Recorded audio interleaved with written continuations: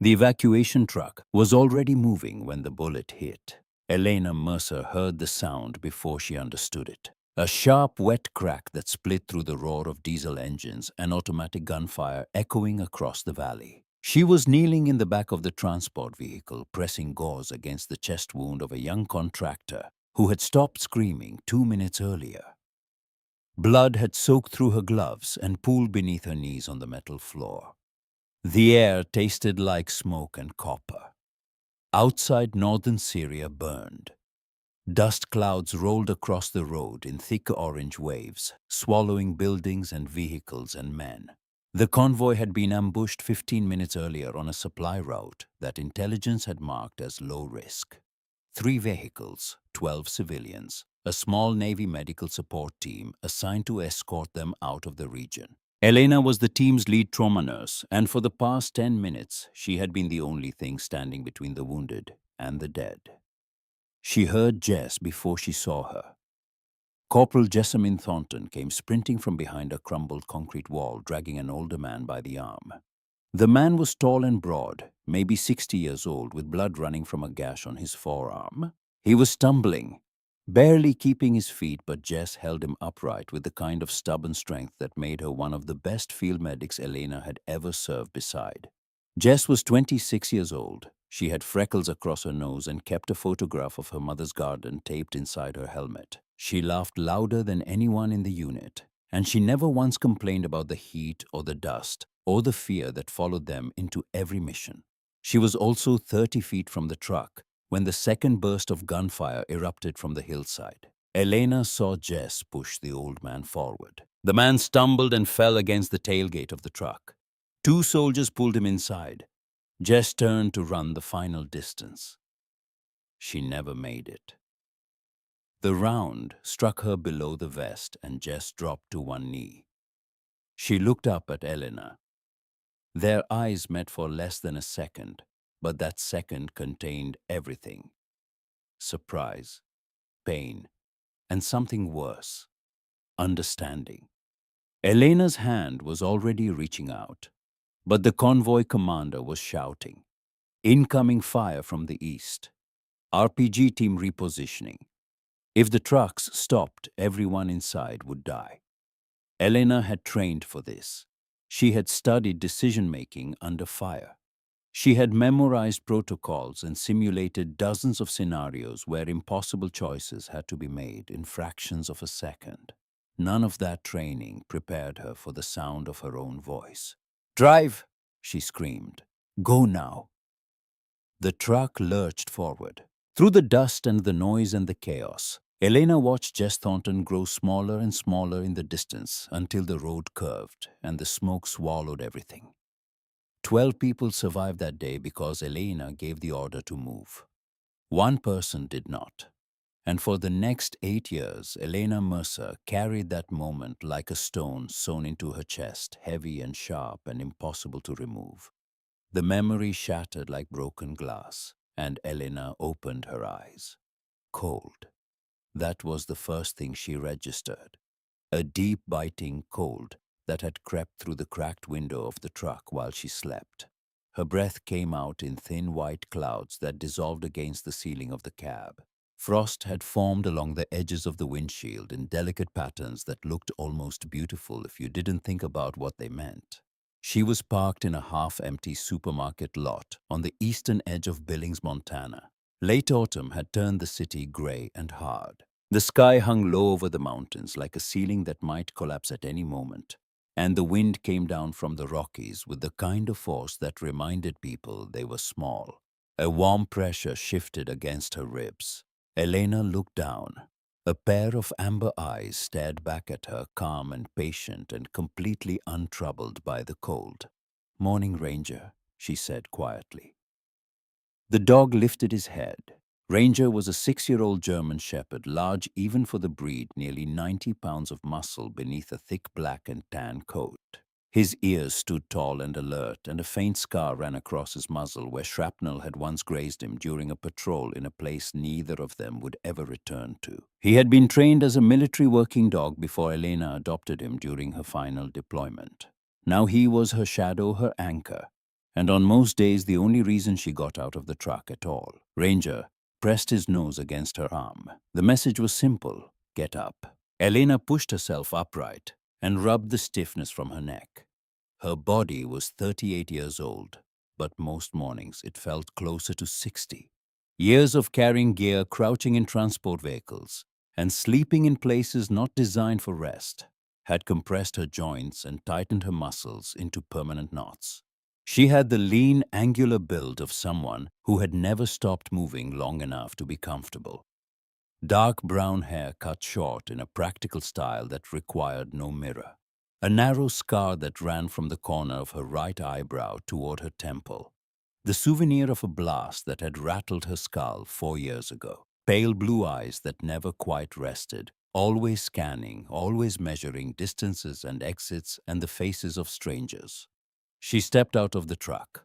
The cold hit her like a wall. Montana had a way of punishing anyone who forgot where they were. Elena pulled her worn navy blue jacket tighter around herself. The jacket still carried a faded patch on the sleeve, the eagle insignia of the United States Navy. She had thought about removing it more than once. Employers noticed it.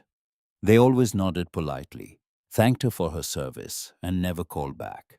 Ranger jumped down from the cab and immediately began his morning routine, walking the perimeter of the parking lot with his nose close to the ground, checking for anything that had changed during the night. The dog moved with steady discipline, scanning the area the way he had been trained. 6 years out of the military, and Ranger still patrolled like the war had never ended. Elena watched him and felt the quiet ache that always came with gratitude. You're handling this better than me, buddy. Ranger flicked his ears but kept walking. She checked her phone. No new emails, no missed calls. In the past 3 weeks, Elena had applied for a warehouse position, a security job at a construction site, a delivery driver role, and a maintenance position at a school district. Every application had followed the same pattern. A polite acknowledgement, a promise to follow up, then silence. $36 remained in her checking account. 2 days of gas if she was careful. 3 if she stayed parked. She did the math automatically the way she calculated everything now. Not with hope, but with the cold precision of someone who understood that survival was arithmetic. Elena started the truck. The engine coughed once before settling into a rough idle. The gas gauge hovered just above empty. She pulled out of the lot and drove across town toward a small diner she had visited a few times while job hunting. The kind of place that still poured coffee into heavy ceramic mugs and didn't ask questions about why a woman with a military dog was eating alone at 7 in the morning. The neon sign above the entrance flickered weakly against the gray sky. Inside the diner smelled of burnt coffee and fried bacon and the quiet sadness of people who ate breakfast alone. A woman stood behind the counter, wiping down the surface with a damp cloth. Colleen Fairley was in her early 40s, tall and slightly thin, with sandy blonde hair pulled into a loose ponytail. A few strands had escaped and framed a face that had been gently aged by years of long shifts and short sleep. She had the steady, practical eyes of someone who had seen many kinds of hardship and had decided long ago that complaining about it was a waste of energy. She noticed Elena the moment the door opened. "Morning, sailor," Colleen said with a faint smile. Elena nodded. "Morning." Ranger stayed close at her side, calm but alert. Colleen leaned over the counter and looked at the dog. "Well now," she said softly, "that's one serious partner you've got there. His name's Ranger." The dog watched Colleen carefully, but didn't move. Colleen smiled. "Polite one." Elena slid into a booth near the window. Colleen poured coffee without asking and set the mug down gently. "You hear anything back from those jobs?" Elena shook her head. Colleen paused, then said nothing more. She had learned through some quiet instinct that veterans sometimes needed silence more than encouragement. She moved back behind the counter and left Elena with her coffee and her thoughts. Ranger lay beneath the table. His ears twitched at every sound in the room, the clatter of dishes, the hiss of the grill, the low murmur of a television mounted in the corner, but his body remained still, a warm and steady presence against Elena's boot. Halfway through the coffee, her phone buzzed. Unknown number. Elena stared at the screen. She almost let it go to voicemail. Unknown numbers had brought her nothing useful in months. But something, maybe instinct, maybe just the fact that she had nothing left to lose, made her answer. Elena Mercer. A calm male voice responded, measured, professional. The kind of voice that belonged to a man who chose every word carefully. Ms. Mercer, my name is Richard Caldwell. I'm an attorney with the firm Caldwell and Parrish, calling from Kansas City. Elena frowned slightly. The voice continued. This may sound unusual, but you've been named as the sole beneficiary in a last will and testament. Elena set her coffee down slowly. I'm sorry, what? A gentleman passed away recently. The lawyer said, a Mr. Harold Benson. The name meant nothing. I think you've got the wrong person, Elena said. I assure you we do not. The lawyer's voice remained patient and precise. Mr. Benson left very specific instructions that you be contacted personally. Elena leaned back in the booth. The leather creaked beneath her. Ranger lifted his head, sensing something shift in the air around her. Look, I don't know anyone named Harold Benson. There was a brief pause on the line. Then the lawyer spoke again, and this time his voice carried a weight that hadn't been there before. That may be true, Ms. Mercer, but according to his will, Mr. Benson knew you. He described the woman who gave the evacuation order during a civilian rescue operation in northern Syria 8 years ago. Elena's hand tightened around the phone. The diner noise faded. The clatter of plates, the hiss of the grill, Colleen's voice somewhere in the distance. All of it dissolved, replaced by a sound that lived permanently inside Elena's memory. The crack of a rifle, the roar of an engine, the voice she could never silence, her own screaming the word that had followed her across 8 years and 10,000 miles. Drive. She couldn't speak for a long moment. The lawyer waited. Finally, Elena exhaled slowly. What did he leave? A farm. Richard Caldwell said. A grain and crop property in western Kansas, several hundred acres. Elena stared through the diner window at the gray Montana sky rolling over the mountains. Her reflection stared back at her from the glass, pale and sharp and uncertain. You sure you've got the right person? Yes, Ms. Mercer, I'm quite sure. Ranger placed his head gently on her knee beneath the table, and Elena felt something move inside her chest. Not hope. Something older than hope. Something closer to fear. The feeling of standing at the edge of a door she wasn't sure she deserved to walk through. The office of Caldwell and Parrish occupied the 12th floor of a quiet brick building in downtown Kansas City. Through the tall windows behind the desk, afternoon sunlight spread across the city in long golden sheets, reflecting off glass towers and distant highways that stretched toward the horizon. Elena sat stiffly in a leather chair that felt far too expensive for someone who had spent the last month sleeping in a pickup truck. She wore the same navy jacket she always wore, and her boots left faint traces of Montana dust on the polished floor. Ranger lay beside her. His large body relaxed against the carpet, though his ears tracked every sound in the unfamiliar room. Across the desk sat Richard Caldwell. He was a tall man in his early 60s with narrow shoulders and the careful posture of someone who had spent decades delivering complicated news to strangers. His silver hair was combed neatly back, and a short white beard framed his jaw. Thin glasses rested on the bridge of his nose, and his calm gray eyes studied Elena with quiet professionalism. I appreciate you making the trip, Miss Mercer, he said, opening a thick file folder. Elena nodded once, still not sure why I'm here. Caldwell gave a faint, practiced smile. That's understandable. He pulled a photograph from the folder and placed it on the desk between them. The image showed an elderly man standing beside a modest farmhouse.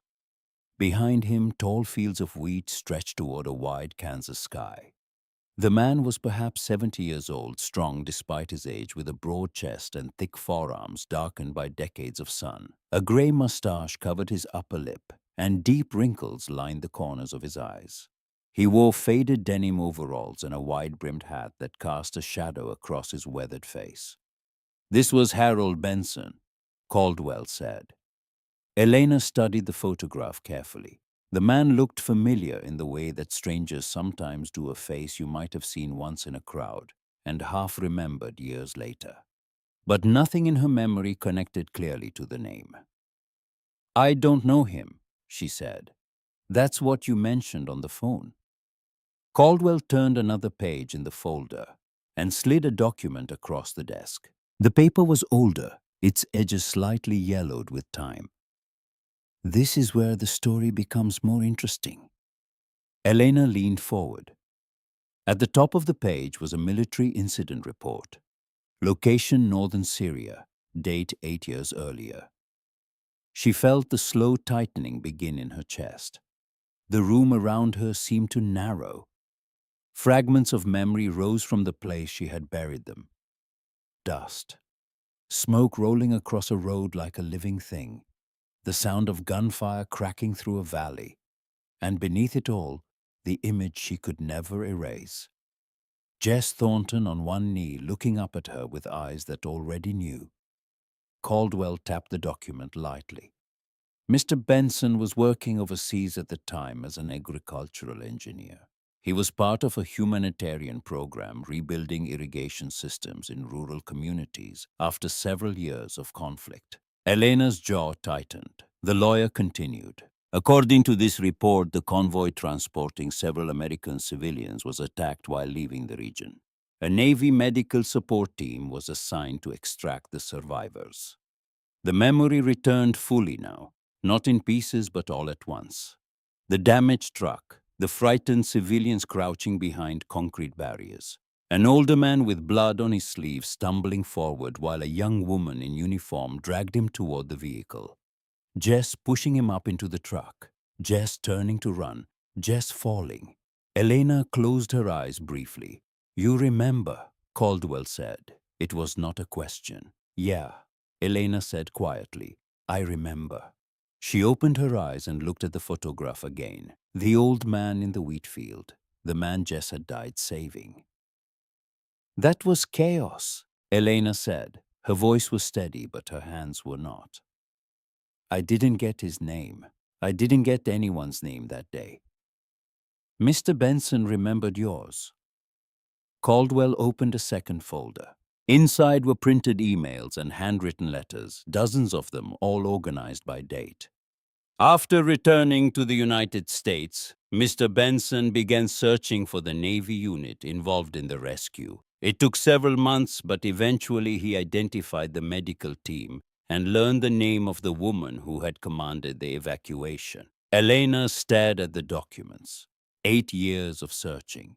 8 years of remembering a moment that had lasted less than 4 minutes. "He tracked me down."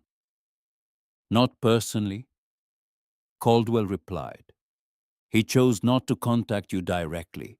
According to his notes, he believed that soldiers deserved the chance to move forward without strangers reopening the wounds of war." The lawyer paused and turned another page. However, he never forgot what happened that day. Caldwell folded his hands on the desk and spoke in the measured tone of a man who understood the gravity of what he was about to say. Harold Benson had no children. Very little family remained. The farm in Kansas had been in his family for nearly 80 years, but he was the last Benson still working the land. In his final years, his health declined quickly, and that is when he wrote his will. Elena looked up. "He left the farm to me." "Yes." The room was very quiet. Caldwell slid one final document across the desk. At the bottom of the page, in handwriting that was shaky but deliberate, a single sentence stood apart from the rest. "The woman who saved 12 lives that day deserves a future worth fighting for." Elena read the words twice. then a third time. Her throat tightened and she pressed her lips together hard to keep them still. She wanted to say that she hadn't saved anyone, that Jess had saved Harold, that Eleanor had only given an order that left her best friend dying in the dust of a Syrian road. But the words wouldn't come. Caldwell allowed the silence to hold for a long moment before speaking again. There is one additional matter. He reached into the folder and produced a sealed envelope. It was thick, slightly worn at the edges, and across the front in Harold Benson's handwriting were the words, "Only open when you are standing on the land." "Mr. Benson was quite specific about this," Caldwell said. "I don't know its contents." He sealed it himself. Elena took the envelope carefully. It was heavier than she expected. "And one more thing." The lawyer continued, his tone shifting slightly. "Mr. Benson's sister, Margaret Benson, has filed a formal objection to the will. She believes the farm should remain with the family." Elena looked up. His sister? Yes. She's retained her own counsel. The matter is not yet resolved. Elena sat with this new weight settling on top of all the others. A farm she didn't earn. A dead man's gratitude she didn't deserve. A letter she couldn't yet open. And now a family member who wanted it all back. She glanced down at Ranger. The dog looked up at her with steady amber eyes that held no judgment, no expectation, no doubt. Just the calm, unshakable presence that had carried her through every dark morning and sleepless night for the past 6 years. Caldwell closed the folder with a soft sound. "If you choose to accept the inheritance, Miss Mercer, the Benson farm becomes yours. You're under no obligation to do so." Elena looked out the office window.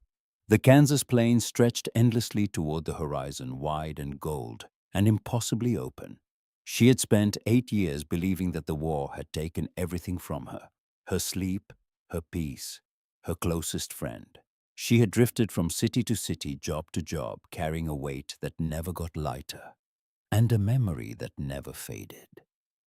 She had stopped believing that anything good could come from that day in Syria. And now a man she didn't even remember saving had reached across 8 years of silence and offered her something she had never thought to ask for: a place to begin again. Elena exhaled slowly. "What happens now?" Caldwell folded his hands together. "Now you decide." Ranger shifted beside her and rested his chin gently on her knee. His tail moved once across the floor. Not a wag exactly, more like a vote. Elena looked at the sealed envelope in her hands, then at the photograph of an old man standing in a wheat field, then at the wide Kansas sky outside the window, stretching in every direction like a promise she wasn't yet sure she could keep. For the first time in 8 years, the road ahead was not empty. It was terrifying, but it was there. The road to Ashford, Kansas stretched through miles of open farmland that rolled endlessly toward the horizon like a sea made of earth and sky. Elena drove slowly along the narrow gravel path, her old pickup trailing a thin ribbon of dust behind it. The afternoon light was golden and heavy, the kind of light that made everything look both ancient and brand new at the same time. Ranger sat upright in the passenger seat, watching the unfamiliar land pass through the window with quiet attention. His ears rotated independently, tracking sounds Elena couldn't hear. Birdsong, wind through tall grass, the distant groan of a tractor somewhere beyond the tree line. Elena had spent most of the long drive thinking about the man she had only just learned about. Harold Benson had remembered her for 8 years, long enough to search for her name, long enough to leave behind everything he had ever built. She still could not understand how a moment that had felt like the worst decision of her life could mean something entirely different to someone else. The gravel road curved around a cluster of tall cottonwood trees, and the property came into view. The Benson farm stretched across hundreds of acres of quiet Kansas land. The fields rolled outward in wide squares of dry soil and tall grass that shifted gently in the wind. Some sections had clearly been worked in recent seasons, their soil dark and clean, but much of the land looked unfinished. Irrigation pipes lay across certain areas like veins waiting for a pulse, some connected, some simply resting on the ground, as if the hands that placed them had run out of time. Elena slowed the truck. "Well," she said quietly, "this is it." Ranger's ears lifted. At the center of the property stood a weathered wooden farmhouse. The building was modest but sturdy, its white paint faded and peeling after years of wind and sun. A wooden porch wrapped around the front, and two rocking chairs sat there side by side, positioned as if two people had simply stood up one evening and never returned. Beyond the house, a large red barn rose against the sky. The structure was tall and wide-built from thick beams and sheet metal roofing. But even from a distance, Elena could see where sections of the upper panels had bent and buckled from storms that had come and gone with no one to repair the damage. Elena parked near the farmhouse and stepped out. The wind carried the smell of dry earth and something else, something green and alive beneath the dust. The air was warmer than Montana, but the open plains carried their own kind of silence. Not peaceful exactly, watchful. Ranger jumped down from the truck and began exploring immediately, his nose sweeping close to the ground as he followed scents that told stories Elena would never know. She stood still for a moment, taking it all in. Then she reached into her jacket and pulled out the sealed envelope. Harold Benson's handwriting on the front. "Only open when you are standing on the land." She was standing on the land now. Elena broke the seal carefully. Inside was a single sheet of paper folded twice, covered in handwriting that was shaky but deliberate. The letters trembled at the edges, written by a hand that had been strong once and was trying to be strong one final time. She read it slowly. "Dear Miss Mercer, I know what you carry. I know because I was there that day, and I have carried my own piece of it ever since. I know you were not the one who ran toward me. I remember her clearly. The young woman with freckles who grabbed my arm and pulled me forward when my legs had given out. I saw her push me toward the truck. I saw her turn to run back, and I saw her fall. I also heard the voice that came next, the voice that ordered the truck to move. I didn't know whose voice it was at the time, but I have never forgotten the sound of it. A woman's voice, breaking and steady at the same time, choosing to save 12 lives instead of risking them all for one. I lived because of what that young woman did, but I also lived because of what you did. The hardest kind of courage is not running toward danger. It is making the decision that no one else is willing to make and then living with the weight of it afterward. I searched for your name because I wanted to understand who you were. When I found you, I chose not to reach out. I believed you deserved the right to move forward without a stranger pulling you back into that day. But I am dying now, and I find that I cannot leave this world without doing something for the woman who gave an order that saved my life and broke her own heart in the same breath. This farm is not a reward. It is not payment. It is a beginning. Use it however you see fit. You are not guilty, Miss Mercer. You are brave. And I hope that one day you will believe that. Harold Benson. Elena read the letter once.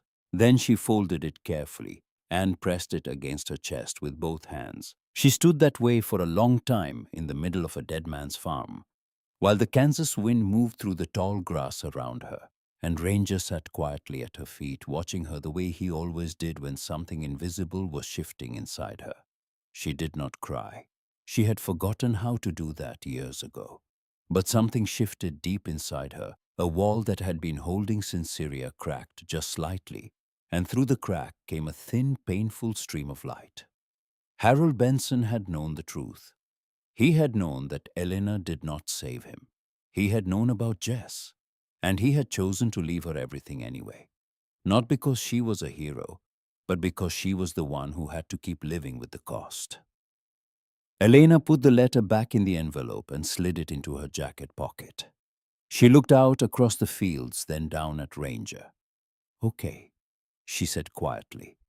"Let's see what he left us." The first days on the farm taught Elena a single relentless truth. Nothing here was simple.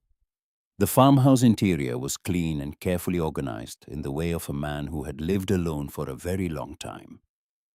Wooden floors creaked under her boots. Kitchen shelves held jars of preserved vegetables labeled with dates from the previous year.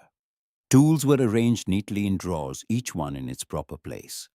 Old family photographs lined the walls, showing Harold Benson across decades of Kansas life. Standing beside tractors, walking through wheat fields that stretched to the horizon. Holding a shovel in front of the very barn Elena could see through the kitchen window. The silence inside the house told a different story than the photographs. Without its owner, the place felt suspended, waiting for hands that would never return. Elena spent the first full day walking the property and inspecting everything she could. The irrigation system ran across large portions of the fields, but many of the connections were incomplete. Pipes had been laid out but never attached. Valves sat in boxes near unfinished junctions. Harold had clearly been expanding the network in his final years, working against a body that was failing faster than his plans could keep up. Elena crouched beside one of the disconnected pipes and rubbed the back of her neck. "I have no idea what I'm doing," she admitted aloud. Ranger sat beside her patiently, his head tilted slightly, as if considering the problem himself. The next morning brought the first mechanical failure. Elena tried starting one of the tractors parked near the barn. The engine coughed twice and died. The battery was dead and the fuel line was partially clogged with sediment. She spent nearly an hour staring at the engine compartment before accepting that she didn't recognize half the components inside. "Fantastic," she muttered. Later that afternoon, she discovered a thick envelope in the kitchen drawer. County tax notice, past due. Harold Benson had fallen behind on property taxes during his final year. The total was not impossible, but it was large enough to make Elena's stomach tighten. "So the farm comes with debt," she said quietly. Ranger tilted his head. On her third evening, headlights appeared on the road near the western fence. A truck pulled up, old and blue and rattling with the comfortable noise of a vehicle that had been driven hard for decades. The door opened, and a man stepped out. Harding Stokes was in his mid-50s, broad-chested and thick-armed, with the sunburned skin and heavy build of someone who had spent his entire life working outdoors. A graying brown beard covered his jaw, and deep lines framed his eyes. He wore a faded flannel shirt and worn denim overalls that looked like they had been washed 1,000 times without ever fully coming clean. He walked toward Eleanor with his hand extended. "Harding Stokes," he said. "I farmed the land next door. Been watching the lights come on over here and figured I should come introduce myself." Elena shook his hand. "Elena Mercer." Harding glanced toward the fields, then back at her. "So you're the one Harold left the place to?" "That's what the lawyer says." Harding studied her for a moment, not with suspicion exactly, but with the careful assessment of a man who had learned to read people the way he read weather and soil. Then he nodded slowly. Harold was a good man, stubborn as the dirt itself, but good. He talked about finishing that irrigation system every time I saw him. He paused, never quite got there.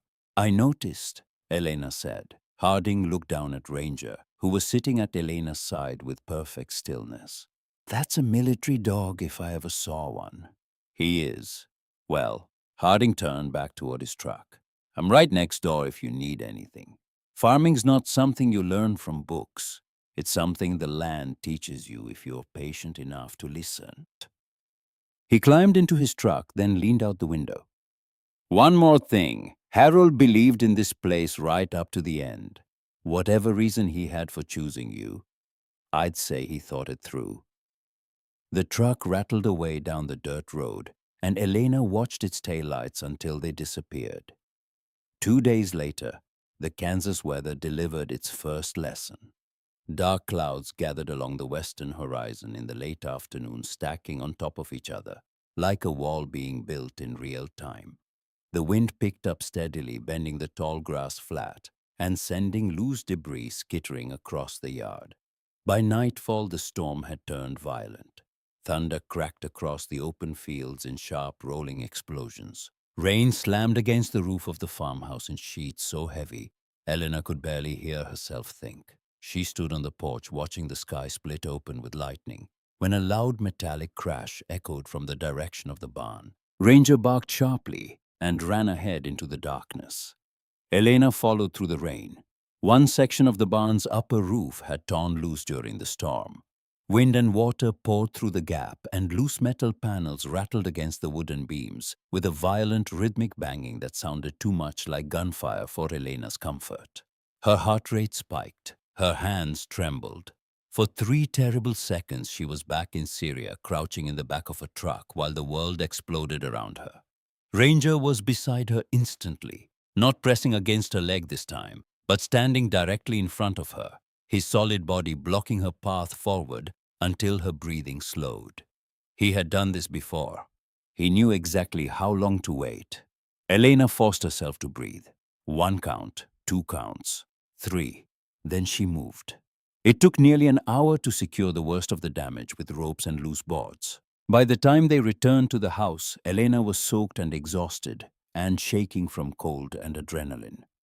Ranger, however, remained full of restless energy, pacing the kitchen floor, as though the night still had work to do. The following morning proved him right. Ranger wandered near the irrigation lines and suddenly stopped barking toward a patch of tall grass beside one of the pipes. Elena walked over. Water was leaking from a loose valve connection that had shifted during the storm. She tightened the joint as best she could, and the leak stopped. "Good catch," she told the dog.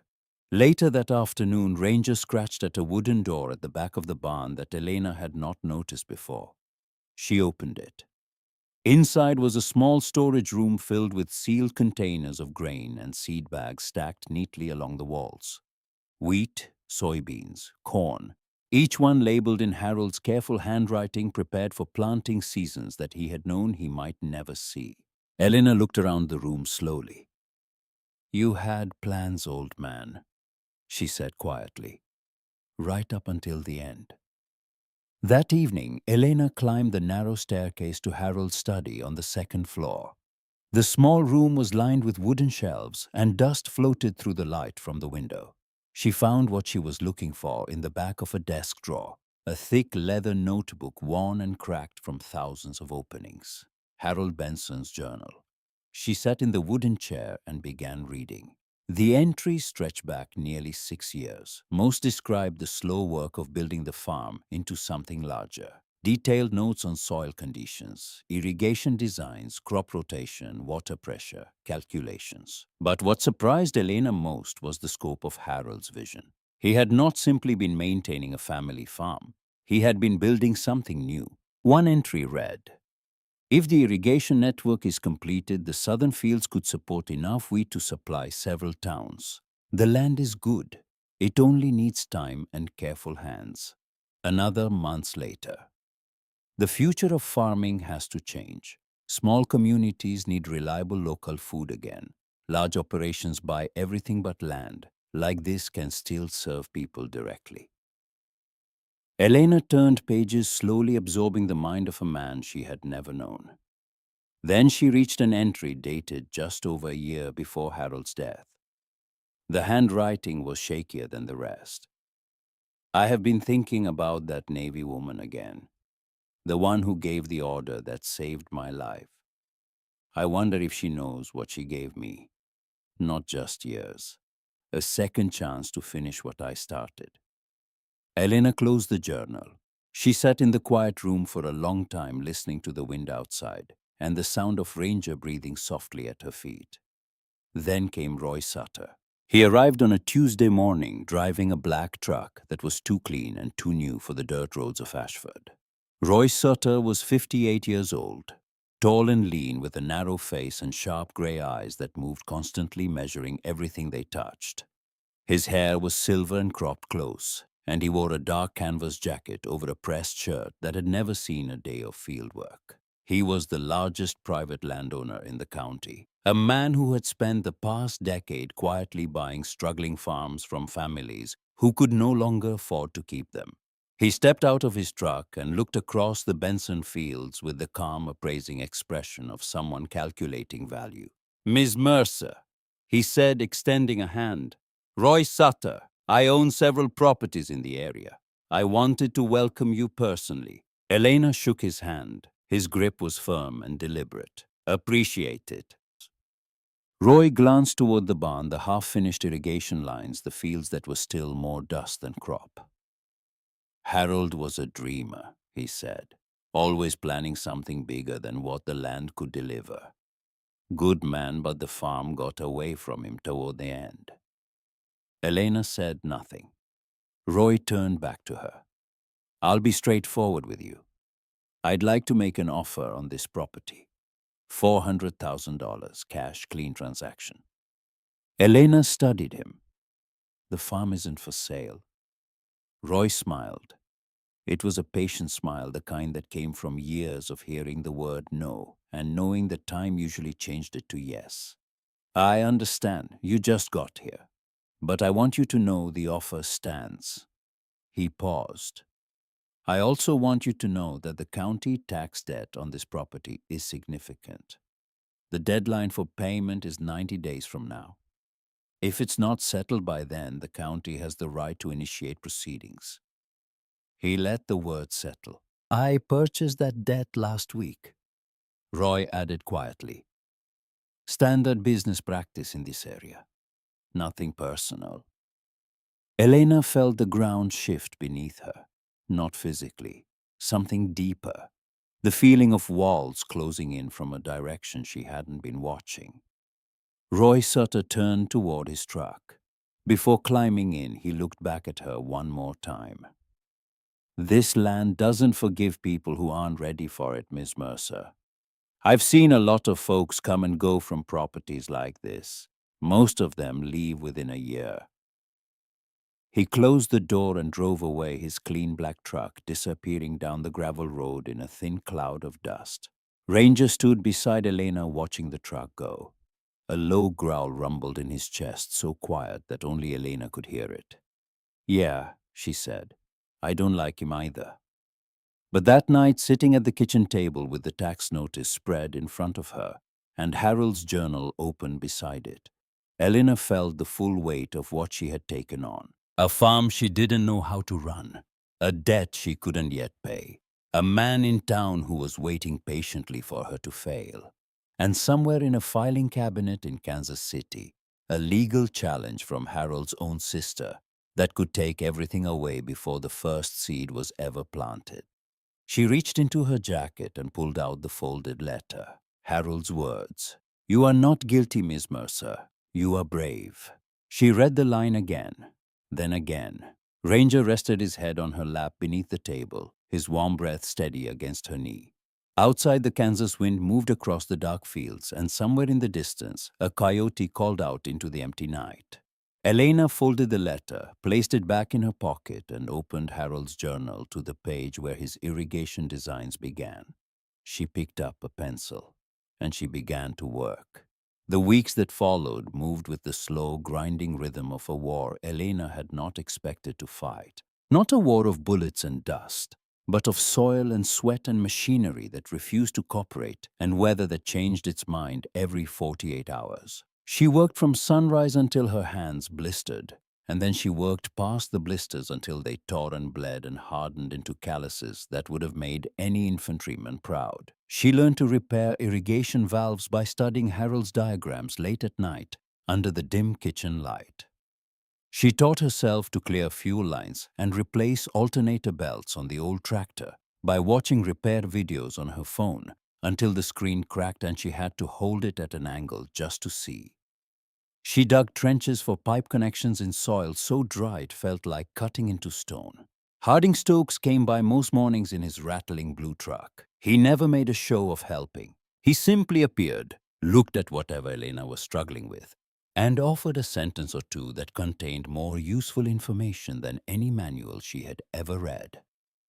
"That valve needs to face east," he said one morning, watching her wrestle with a junction box. "Water pressure runs downhill on this property. Harold designed it that way on purpose." Elena adjusted the valve. The water moved.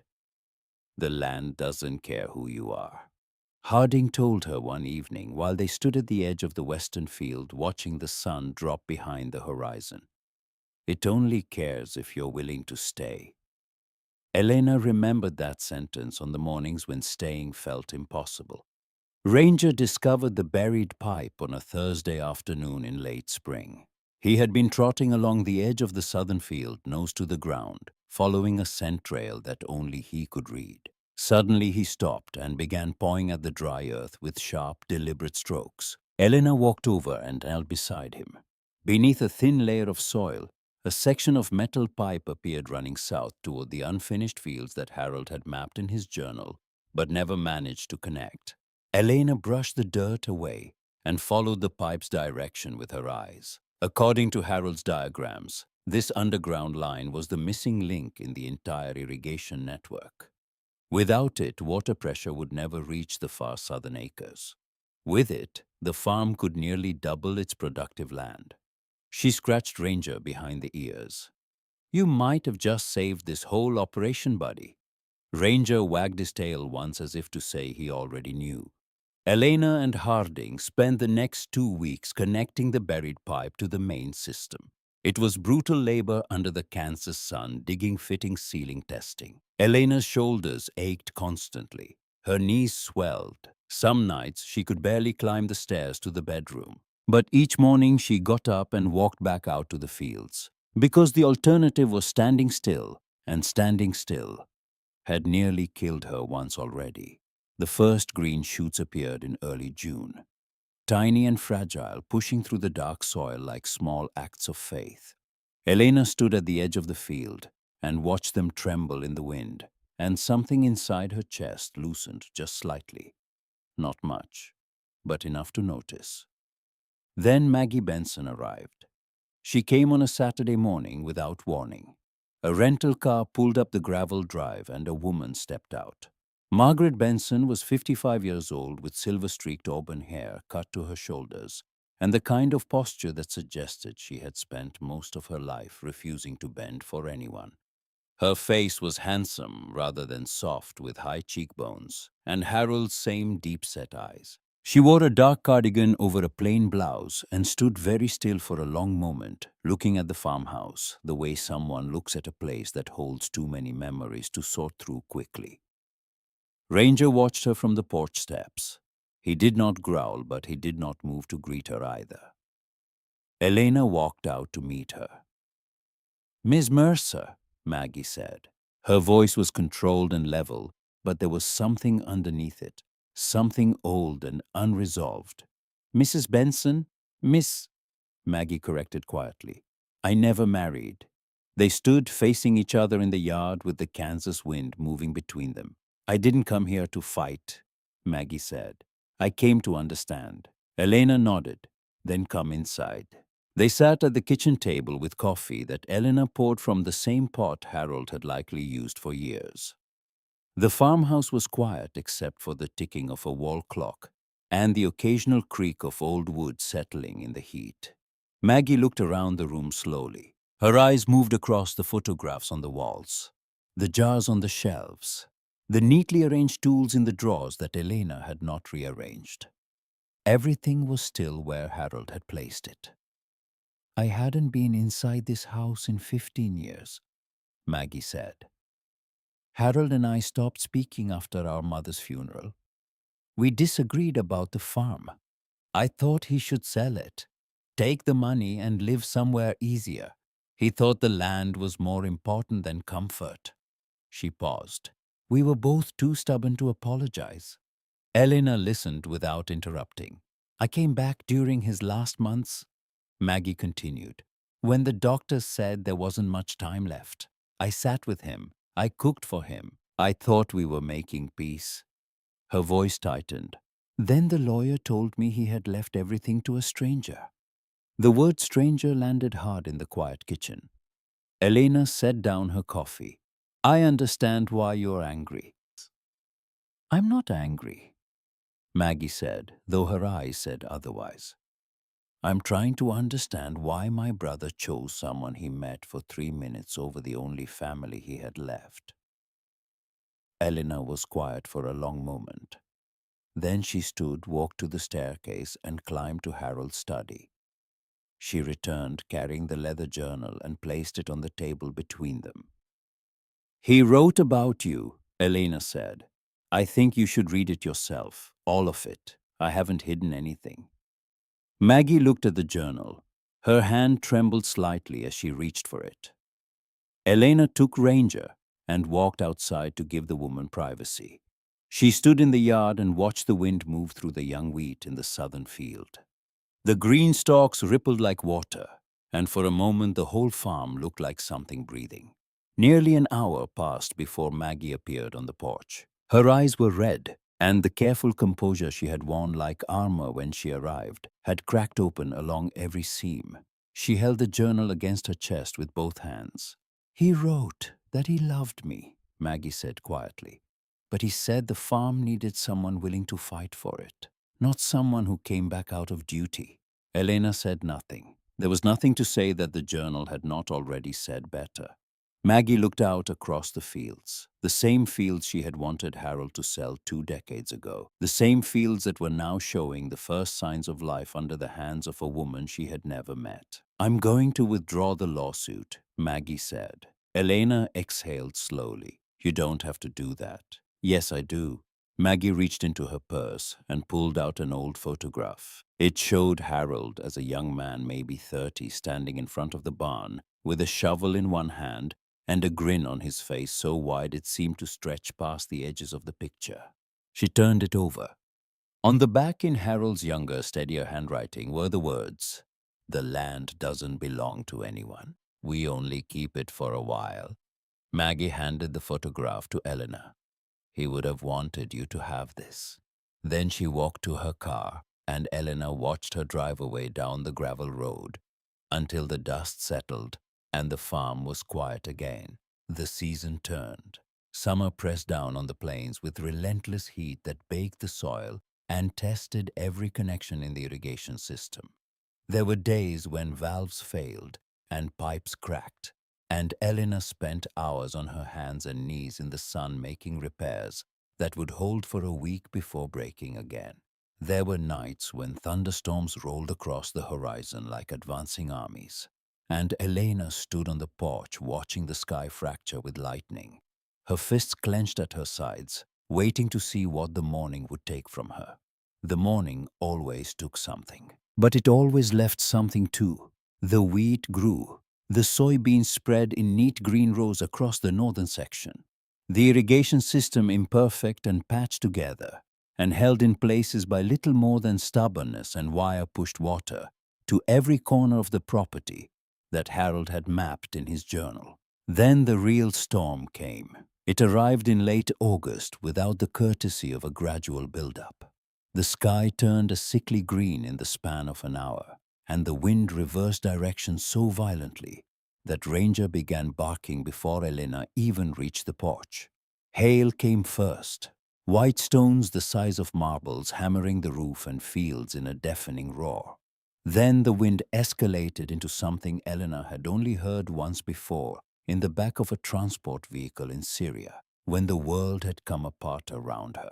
By the time the full force hit, there was nothing to do but hold on. The barn suffered the worst of it. The repaired roof section held, but the eastern wall buckled inward under the sustained pressure, pulling support beams loose and opening a jagged gap that let the storm pour inside. Equipment flooded, feedstock soaked through. In the fields, the damage was visible even through the rain. Wide swaths of golden wheat beaten flat into the mud, entire rows destroyed. In minutes, the work of months erased by a single evening. Elena stood in the aftermath and stared at the destruction. That night, she sat on the porch steps while the last of the storm drained eastward across the plains. The air smelled of ozone and wet earth, and something that felt like defeat. She reached into her jacket and pulled out the military identification card she had carried for 8 years. Jessamine Thornton. The photograph showed a young woman with freckles and a smile that could light up a transport vehicle at midnight. Elena held the card in both hands. "Maybe Roy was right," she said to Ranger. Her voice was barely a whisper. "Maybe I'm just running. Maybe I don't deserve any of this." Ranger lifted his head from the porch floor and looked at her. He didn't move closer. He didn't press against her. He simply held her gaze with those amber eyes, steady and certain, as if the answer to her question was so obvious that it didn't require anything more than being seen. The next morning, Harding Stokes pulled up in his rattling blue truck. But this time he was not alone. Behind him came a second truck, then a third, then a fourth. Within an hour, 12 vehicles were parked along the gravel drive, and the yard was filled with men and women Elena had never met. Farmers from Ashford and the surrounding towns. Some were old-weathered and slow-moving with hands that had worked soil for half a century. Others were younger, strong-backed and quiet, carrying tools and lumber and rolls of sheet metal. Harding walked up to Elena with his hands in his pockets. "Word travels fast out here," he said simply. "I didn't ask for help." "Nobody said you did." An elderly woman with white hair and sharp blue eyes approached Elena on the porch. She was small and slightly bent, but her voice carried the kind of authority that comes from surviving decades on the plains. "Harold Benson helped my family keep our land 30 years ago," the woman said. "Gave us seed when we couldn't afford it, fixed our well pump in the middle of winter, and never asked for a dollar." She looked Elena directly in the eyes. "He chose you for a reason. That's good enough for the rest of us." Elena opened her mouth to respond, but the words wouldn't come. The community worked for 3 days. They rebuilt the barn wall with fresh timber that Harding had quietly arranged from a supplier in the next county. They replaced the damaged roof panels and reinforced the interior beams. They harvested the surviving crops from the undamaged sections of the fields and helped Elena separate what could be sold from what had been lost. When the numbers were added up, the income from the salvageable harvest combined with the contributions from the community was enough to pay the overdue taxes. Not with comfort, not with anything to spare, but enough. Elena drove to the county office herself and paid the debt in full. When she returned, she found Roy Sutter's black truck parked at the edge of her property. He was standing beside it, arms folded, watching her pull up the drive. "Heard you made the payment," he said. "I did." Roy studied her for a long moment. His expression was difficult to read. Then he gave a single slow nod. "I've been wrong before," he said quietly. "Not often, but before." He climbed into his truck and drove away without another word. 2 years passed across the Kansas plains in the quiet rhythm that only farmland knows. Seasons turned the fields from brown to green, to gold to white and back again. The barn stood solid with its new walls and reinforced roof catching the light each morning. The irrigation system reached every corner of the property, carrying water to fields that Harold Benson had dreamed about, but never lived to see planted. Everett Pruitt, the owner of a small grain distribution warehouse on the edge of Ashford, signed a long-term supply contract with Elena that gave the farm steady income for the first time in years. Everett was a tall, thoughtful man in his late 40s with gray-streaked dark hair and a quiet voice that made people lean in to listen. He had walked through Elena's fields one autumn afternoon and said simply, "You've built something real here." Ranger had grown older.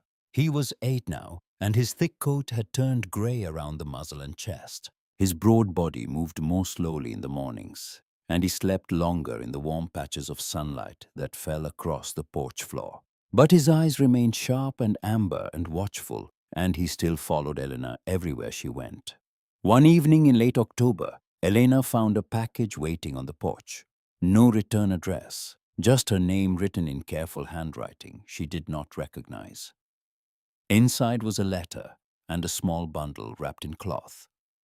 The letter was from a woman named Dorothy Thornton, Jess's mother. Elena's hands went still. "Dear Miss Mercer, I have wanted to write to you for a long time, but I did not know how to find you until recently. A lawyer in Kansas City was kind enough to pass along your address. My daughter Jessamine spoke about you often in her letters home.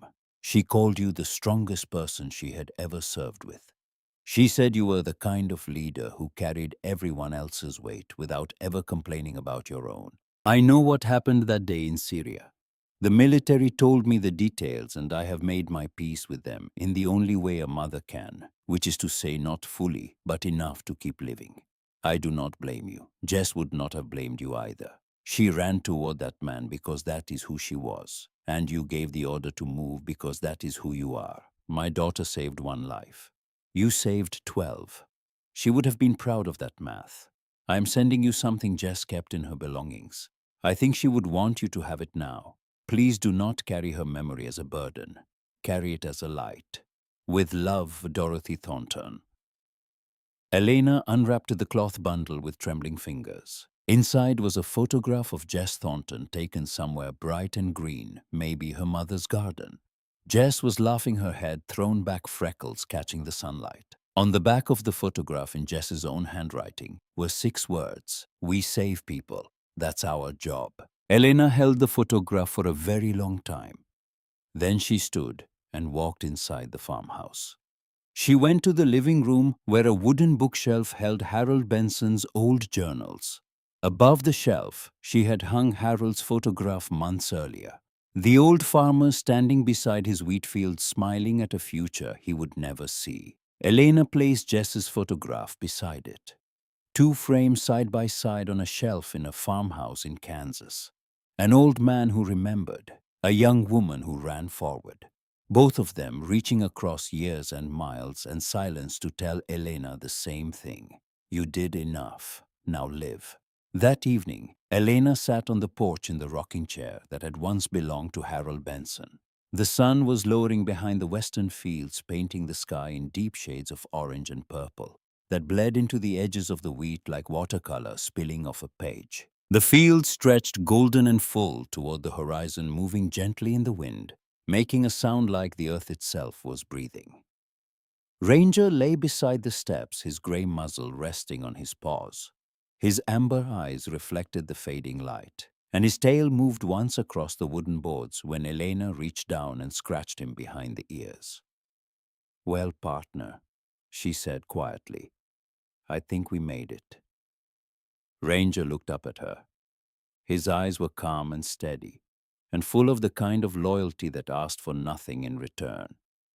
The wind moved softly through the golden fields. Somewhere in the distance, a meadowlark sang its evening song. The farmhouse settled around them with the familiar creaks and groans of a building that had stood through decades of storms and silence and was still standing. Elena rested her arms on the porch railing and looked out across the land that a stranger had trusted her with. A man she had not saved had saved her instead. A friend she had lost had forgiven her from beyond the grave.